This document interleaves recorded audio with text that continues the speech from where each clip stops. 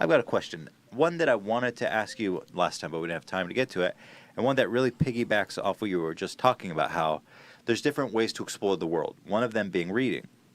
And I think that's one very, very important and timeless way of exploring the world. What do you think about this phenomenon? Less people are reading. Like, it feels like almost nobody is reading per capita. What do you make of that? Do you see that as an existential crisis? No. What do you make of it? No. Well, reading for pleasure has always been a minority occupation. Like, most people don't read for pleasure.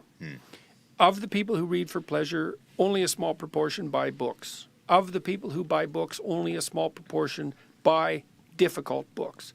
It's a specialty market, and I don't think that's changing.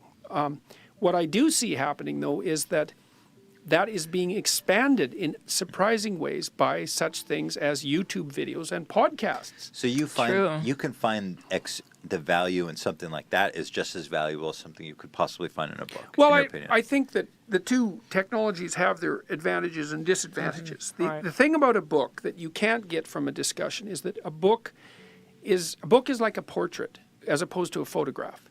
A photograph, it's click, that's that. A portrait you layer on and layer on and layer on and work over for weeks. You still have the same single image, but there's this depth to it. And a book enables you to think and then rethink and think and then rethink. And so you can go deeper in a book than you can, I would say, in any other medium. Okay. But that doesn't mean you can't go deep in a podcast.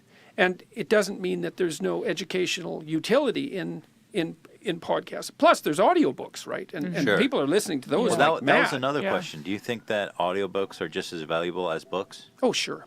Just as good? Well, the thing is, if you can really read, you can read way faster than you can listen. So reading is more effective, except that, and this is what's cool about podcasts, and what's game-changing about them, I would say, is we can't read while you're driving. Yeah. You can't read while you're doing the dishes or exercising. And so all of a sudden with the podcast world, people have all this time that was used maybe listening to music, which is fine, right?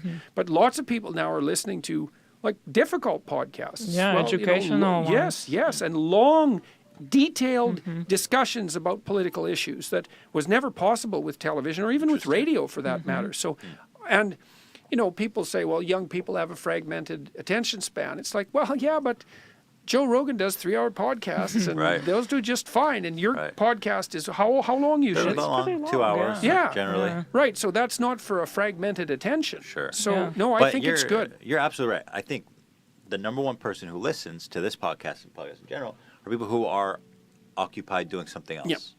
Yep. And I think you're right. That's really valuable to be able to utilize that space. Definitely. It's found time. Right. And so that's why the podcast market, I think, has exploded. It's like, oh, look, I can make use of commuters. People spend thousands of dollars a month in their time commuting. It's like, poof, all of a sudden you can make that. You can take a university degree while you're commuting, essentially, in terms of the knowledge that you can attain. Sure. So I'm not pessimistic about that at all.